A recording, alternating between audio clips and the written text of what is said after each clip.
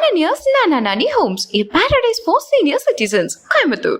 பீகார் தேர்தலை முன்னிட்டு மகளிருக்கான பிரத்யோக திட்டத்தை செயல்படுத்த தேசிய ஜனநாயக கூட்டணி அரசு முடிவு செய்துள்ளது. பீகாரில் இந்த ஆண்டு இறுதியில் சட்டமன்ற தேர்தல் நடக்க உள்ளது. அதற்காக அம்மாநில அரசு பல்வேறு அறிவிப்புகளை வெளியிட்டு வருகிறது. முன்னர் பீகாரில் 12ஆம் வகுப்பு வரை படித்த மாணவர்களுக்கு மாதம் 1000 ரூபாய் நிதி உதவி வழங்கப்பட்டது.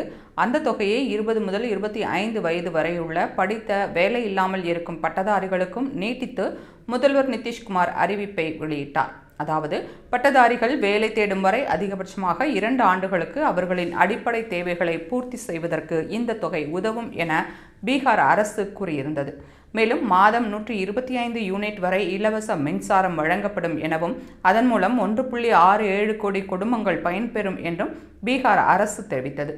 குதித் ஜோதி யோஜனா என்ற திட்டத்தின் கீழ் பொருளாதாரத்தில் பின்தங்கிய குடும்பங்களின் வீடுகளில் சோலார் பேனல்களை அமைப்பதற்கான மொத்த செலவையும் அரசே ஏற்கும் என்ற அறிவிப்பையும் முதல்வர் நிதிஷ்குமார் வெளியிட்டார். இந்நிலையில் மகளிர் வேலைவாய்ப்பு திட்டத்தின் கீழ் 75 லட்சம் பெண்களுக்கு 10,000 ரூபாய் வழங்கும் திட்டத்தை பீகார் NDA அரசு செயல்படுத்த முடிவு செய்துள்ளது.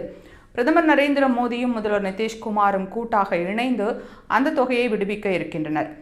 லேடி பெஹ்னா என்ற திட்டத்தின் கீழ் மத்திய பிரதேசம் மற்றும் மகாராஷ்டிரா அரசுகள் பெண்களுக்கு மாதம் 1000 முதல் 1500 ரூபாய் வழங்கி வருகின்றன. அந்த திட்டம் அங்குள்ள பெண்களிடையே பெரும் வரவேற்பை பெற்று அந்த மாநிலங்களில் இருந்த பாஜக அரசாங்கங்கள் வெற்றி பெற்று மீண்டும் ஆட்சிக்கு வந்த நிலையில் இந்த திட்டம் பீகார் தேர்தலில் தாக்கத்தை ஏற்படுத்துமா என்ற எதிர்பார்ப்பு எழுந்துள்ளது.